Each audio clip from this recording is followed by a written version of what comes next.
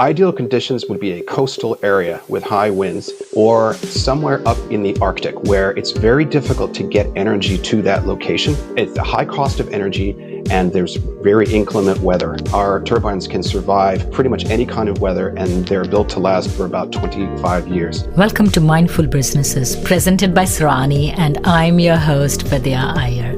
In our podcast, we bring to you brands which are mindful in their practices and processes.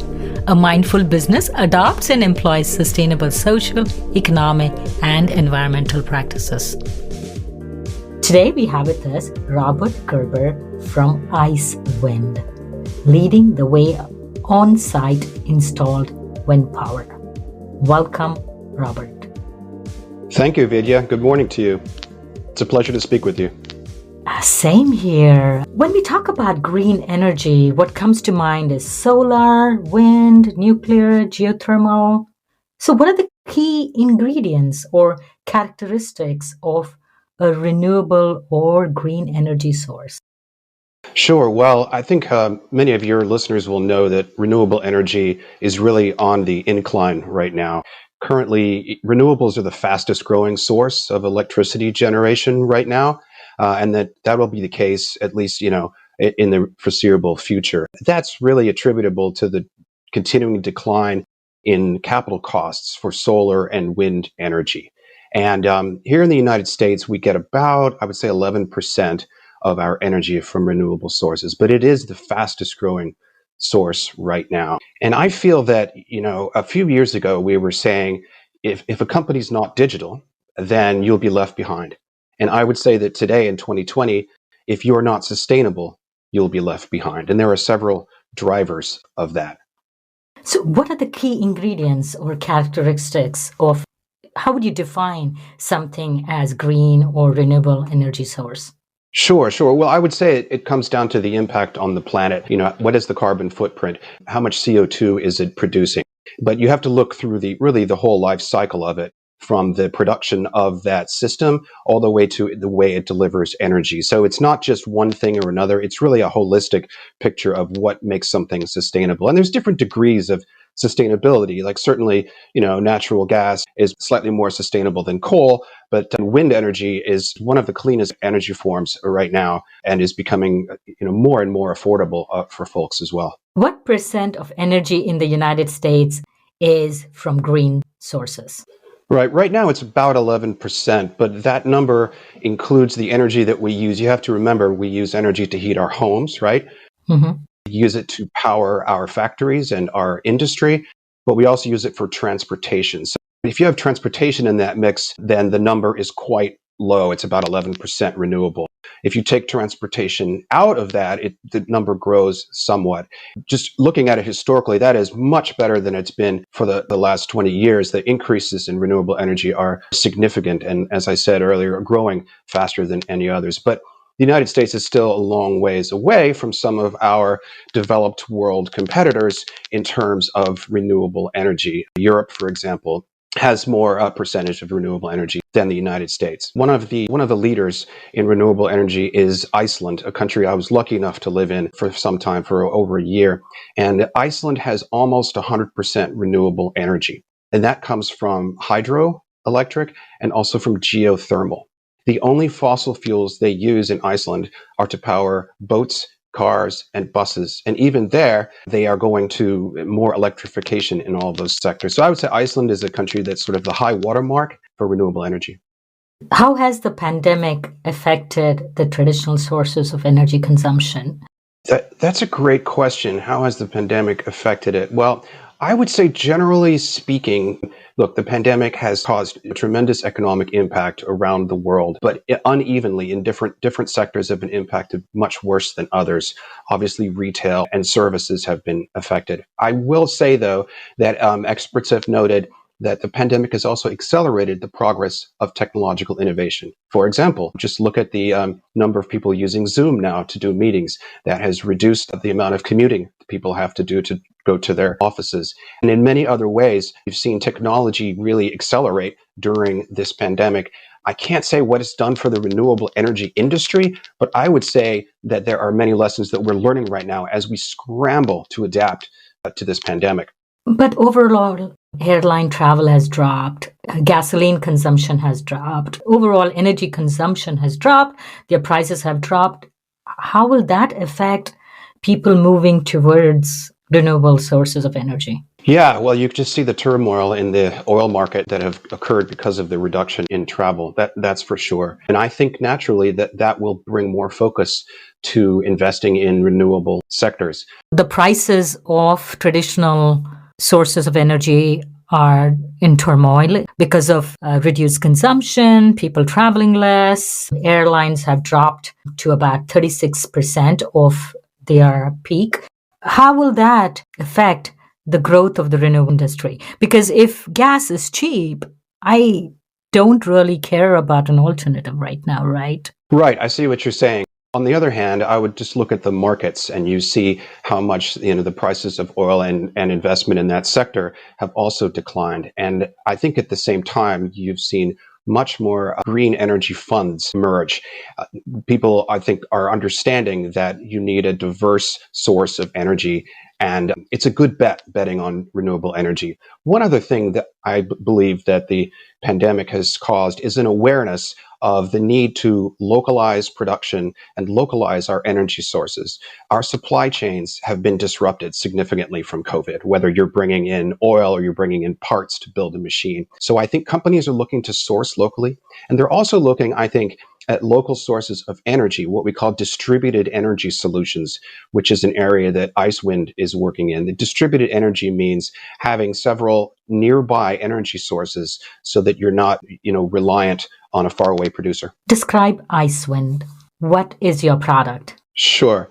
So IceWind is a technology company that began in Iceland, in Reykjavik, Iceland. And we produce very unique vertical axis wind turbines. Now, these are micro turbines. They're quite small, about 1.6 meters tall, and about the size of a person, about 5 feet tall or so. They're used for specific applications. If you want a distributed energy solution, particularly in one that has a very challenging climate, high winds, the high north in the Arctic, places where there's a lot of freezing and wind and rain, these turbines are designed to be to be extremely durable. Another problem they solve for is that they have a wide range of wind speeds that they can operate in. In fact, we've tested our turbines at hurricane category force 4 winds, and they also have a cut-in speed that's lower than other wind turbines. So it's a very specific product for a specific niche. The cool thing is about this product is that we're continuing to innovate it, and we're actually developing what we call turbine as a platform, meaning that you could connect it with a data collection device. Let's say you want meteorological data or other weather data that can be paired to the wind turbine. So that's just a quick overview of our product. Again, the company started in Iceland, but now we're incorporated in the United States. We're beginning to manufacture in the US for the North American market. So that's IceWind USA that I'm representing. You're a career diplomat, and you've served as a diplomat in various foreign offices.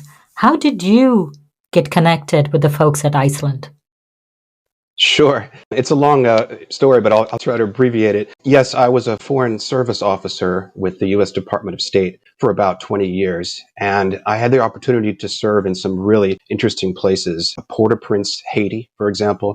I was in for 2 years, and then I was in Kabul, Afghanistan. And in both of those places, I noticed how important energy is to an economy. When I met with small businesses, small companies, or entrepreneurs, their first concern was, how do I get electricity to my store, to my shop, to my bakery? And in a country like Haiti or Afghanistan, they don't take for granted the electricity that we have here in the United States. For them, it's a matter of survival. When I was in Kabul, the U.S. Agency for International Development has a really good program to try to bring electricity to the cities, to the towns of Afghanistan through hydroelectric. But in the meantime, many, many facilities are run on diesel generators. The U.S. Embassy, where I lived for 2 years, is completely powered by diesel generators. Now, this diesel has to be trucked, right, through Pakistan, over the Khyber Pass, and then into Kabul.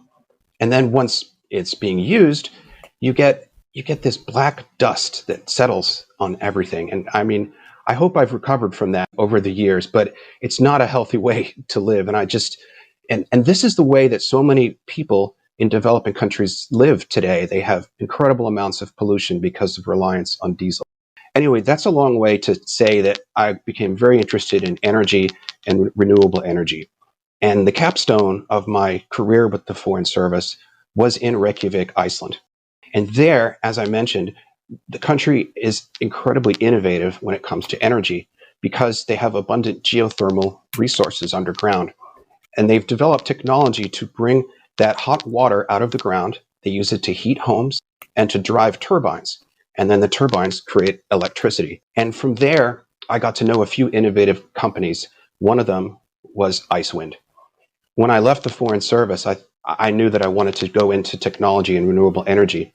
So I called IceWind, and fortunately, they were willing to bring me on board.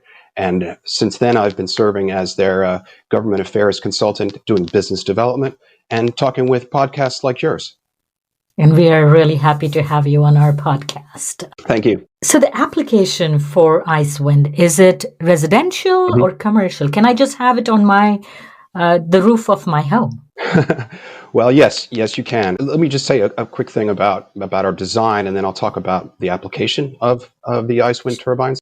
So our designs are quite unique. Like I said, they're vertical axis, operating more like a revolving door than a propeller. We have a twin blade, inner and outer, and they're multi-directional. And all of these things give them great efficiency. Now, they are small, so they're used for small scale applications. Yes, you could put one on your house and it would help you reduce your electricity bills. It wouldn't power your entire house unless you have a cabin out in the woods and you want to be off the grid. You want full energy independence. It's a good application for that. We also make a model that you can bolt to the side of a cell phone tower. I'm not sure if you know this, but a lot of cell phone towers that are out in the remote areas are powered by diesel generators. We've calculated that there are some 400,000 cell phone towers around the world that are powered by diesel. We can bolt one of our turbines to a cell phone tower and create more redundancy for their backup power. And it can be paired with solar. We can pair with diesel just to reduce the ecological impact of these. So that's a second application. We have 3 or 4 turbines installed in Iceland right now, powering critical infrastructure. We're about to put one in a place called Straumsnes, which is at the northern part of Iceland, 9 miles south of the Arctic Circle, and it will be powering an autonomous emergency beacon. So this is a beacon, Vidya, for boats that are in that area so they know where the coastline is.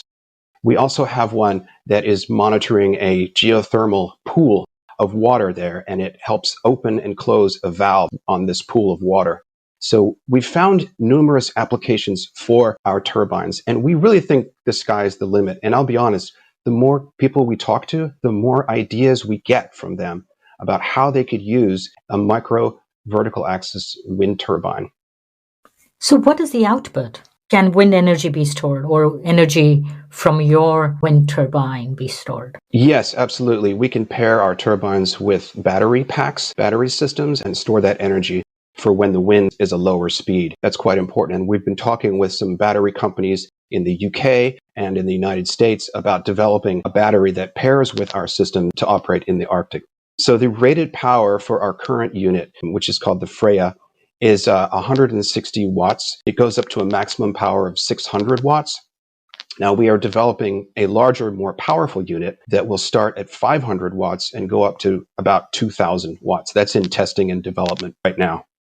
So in just layman's terms, so if I get the newer one, which goes up to 2,000, what all can I power? Yeah, well, that really depends on where you are, okay? It depends on the wind speed where you are located. And it also depends on what other system you have that is paired with that turbine. Do you have solar panels on your roof? Are you on the grid? Those sort of things we would calculate and figure out what kind of use you would need, whether you would need 1 turbine or 2 or 3. So I hate to give you the economist's answer, which is it depends, but it really depends on your location and what the wind speeds are. Our low wind speed where we can start producing power is about 2.5 meters per second, which is a little bit over 5 miles per hour. So what would be the ideal conditions for your turbine to operate and be optimal? Yeah, ideal conditions would be a coastal area with high winds or somewhere up in the Arctic where it's very difficult to get energy to that location. It's a high cost of energy and there's very inclement weather. Our turbines can survive pretty much any kind of weather and they're built to last for about 25 years. Let me just give you an example of a project we're working on. We've been invited to participate in a program in Greenland that we're very excited about. There's a US government funded program to discover achievable and affordable pathways for sustainable energy in the Arctic. So we will be testing our turbines at 3 small communities. These are Inuit communities in northern Greenland to demonstrate how they work. These deployments will collect data and figure out what the needs are. And we're excited at the opportunity. It will tell us a lot about the performance and the potential of wind energy for remote communities in the Arctic. And the device itself, it won't be noisy. It's just like a pinwheel spinning on your roof. That's right. There are noise issues for some of the larger turbines that we don't make, the offshore ones. Some of those big wind turbines that you've seen offshore, they have a wingspan of over 100 meters. They do produce noise. Ours have gotten accolades for as quiet as they are. They're very quiet, very low decibels, below 30 decibels they are. And we also like to brag that our units are bird friendly. Birds apparently see our turbines as one unit and they tend to avoid them. We haven't had any bird strikes with our units so far that we know of. We think that's an important thing as well. Mm-hmm. We also have received praise for the design of our turbines. We wanted our design to be aesthetically pleasing, especially if you're going to put it on a house or something. And so definitely check out our website and look at our design of our turbines and see what you think. I must agree the design is very pleasing. It's almost like the Teletubbies.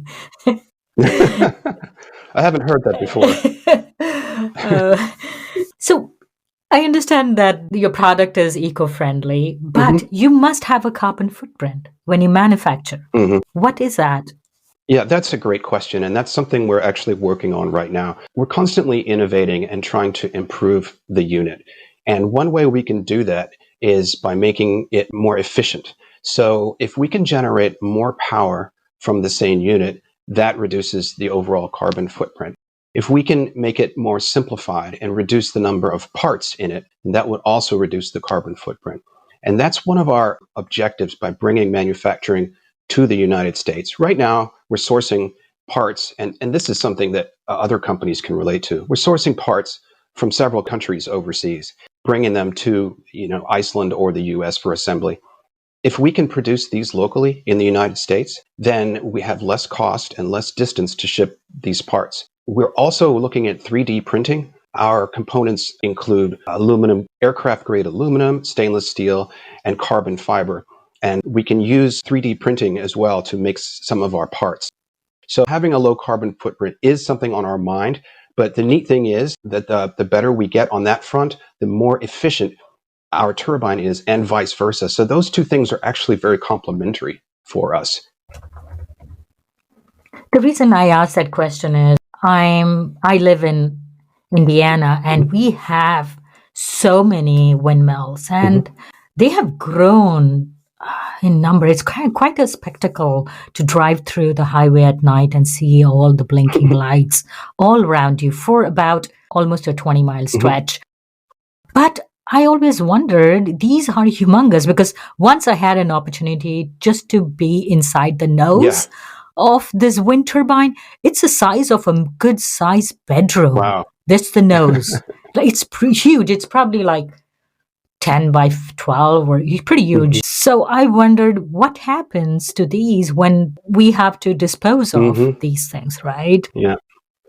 So that's why I was asking what your impact is. And I'm glad that you are taking measures to reduce that. And yeah, no, I see what you mean. That is a problem. What do you do with the old parts after they're done? I mean, the way we try to solve that is we make a unit that's durable for 25 or even 30 years.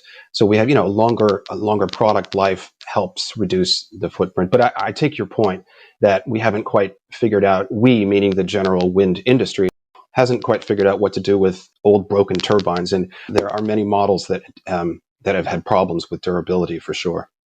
And the battery storage is so important. I mean, we all know Tesla is forging ahead with its battery, storage capacity, and that will be an important feature for how much we get out of these units too, right? Yeah, that's right. We're watching very closely innovations in the battery sector. We've seen some really amazing breakthroughs recently. People are looking at using graphene and also other ways to increase the efficiency of batteries, even to take a battery and make it into the outer hull of a boat or the frame of an automobile so you can reduce the weight of that battery. These are some amazing breakthroughs that are happening right now as we speak. And then for us as a wind turbine company, we're really on top of those technologies because we're partnering with some of these companies, even looking at doing joint research for mutual benefit, and we think that's the way to go.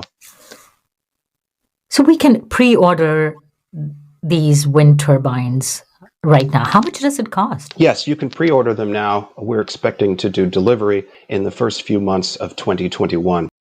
The units vary in cost according to what kind of mounting bracket we'll have to assemble, because there's different applications for the turbine. But the short answer is the turbines cost somewhere between $4,000 and $5,500 US, so between $4,000 and $5,000 US currently. That's our price that we have on this model. That could change in the future depending on innovations and et cetera.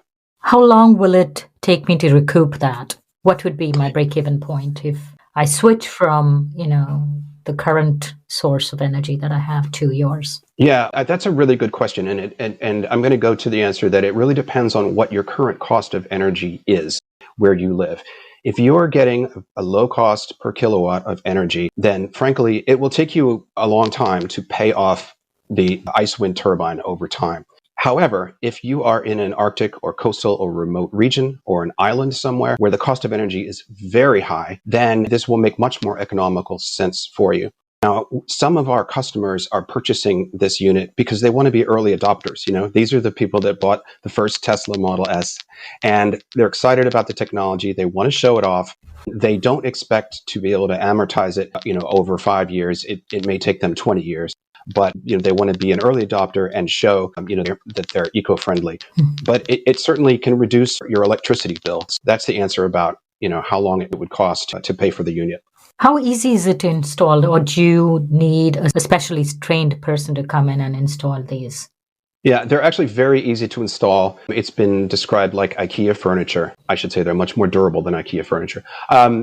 However, you do need a licensed electrician to connect it. That can get a little bit complicated. You need an expert that knows how to do things like connecting it to the grid or connecting it to your solar, AC, DC needs, auxiliary components. So basically, they're easy to install, but you do need a qualified electrician to install it.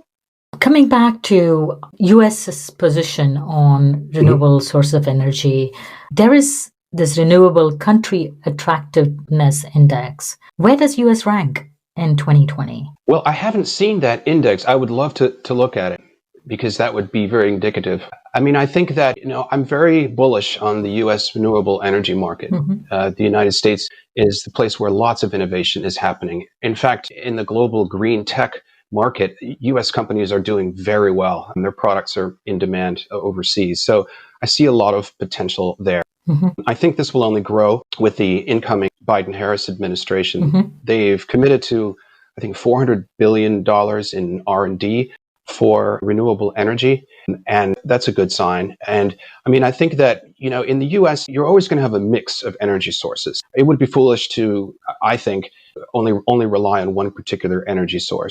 You're going to have a mix where renewable energy is growing. And I believe that gives us strong economic benefits as well as benefits for the environment. If I could just mention 3 things that I believe will be driving renewable energy in the United States. The first is the role of consumers. I think customers and citizens are getting smart and educated about renewable energy. They no longer think of it as something odd or fringy or even expensive, and they're very interested in it. And I think they're going to push companies.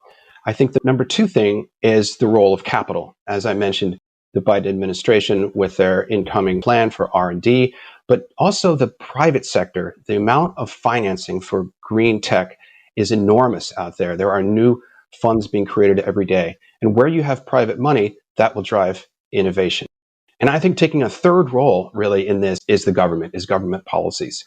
Yes, they're going to be important, but these other two drivers will be equally important to government policy. And I think you see companies nowadays, they see the future and they're pivoting. Walmart, Unilever, Amazon, and other large multinationals have committed to sort of zero carbon footprint, zero emissions by 2035 or 2050, depending on the company. So for those reasons, I'm very optimistic about the growth of renewable energy in the U.S. Yes, it is a positive note that President Joe Biden has promised to join the Paris Climate Accord. We're all hopeful that this will bring about more resources for companies, and in terms of money, like you mentioned, and even maybe legislations to help the growth of renewable energy. Yes, I agree.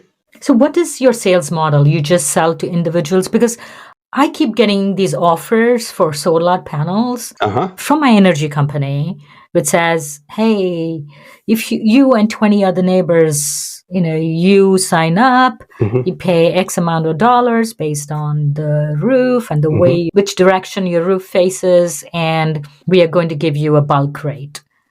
Do you have any such model, or do you just do one-on-one? Well, it's very interesting. I mean, we're learning about how our turbines can be applied, what applications there are. We're learning about that from potential customers. And we've been lucky that customers have been contacting us from around the world. I've been speaking with a person in Australia who is looking at installing one of our turbines on a science museum so that the students can learn about wind energy, and also to power a nature center there.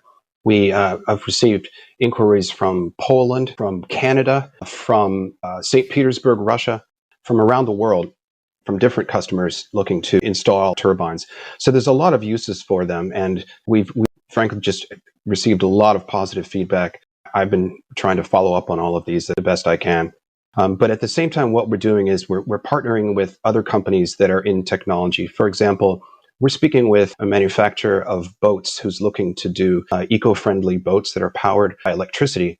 And we're looking at installing our turbines on those marine vessels, which would be tremendous. It would open up, a line of business for us in the marine industry, which I think would be really exciting. So the opportunities are coming in from many different places. And the key for us is to be able to customize our solutions to meet those customer needs. If you had to put a dollar value to your market, what do you think it could be? Gosh, well, I'm very optimistic about that. I don't think I would like to give a number to that right now. I would probably have to leave that to our CEO and let them make a prediction. But I do see strong growth, not just in the wind turbine sector, but in particular for IceWind energy solutions. With the pandemic, so many people have lost traditional jobs. The gig economy, the airline industry, they say, will never come back to its peak for a while. Yeah. But I feel that when one door shuts, another opens. So will new people need to get trained to, say, install your wind turbines? And you were talking about manufacturing coming stateside. So all these are positive things. So do you believe that new jobs could be created by the new technologies that you are making and the people you are working with? Yes, I absolutely do. I think with the growth of these industries, renewable energy industries in the United States, you will need a pipeline of talent coming in. You will need mechanical engineers, electrical engineers, and also research scientists, but also installers, like you said, and electricians. We recently participated in a very interesting forum at Duke University that had lots of engineering students that were interested in learning, where are the jobs of the future in renewable energy and which are the companies that are leading the way. We had a lot of interesting conversations with people, but I think everyone agreed that universities have an important role to play in bridging the gap between those future employees, in other words, students, and companies in the industry like us. And I think that's happening right now, and people are becoming very smart to it. One other thing I just wanted to mention is I'm excited about the idea of growing the ecosystem in the United States.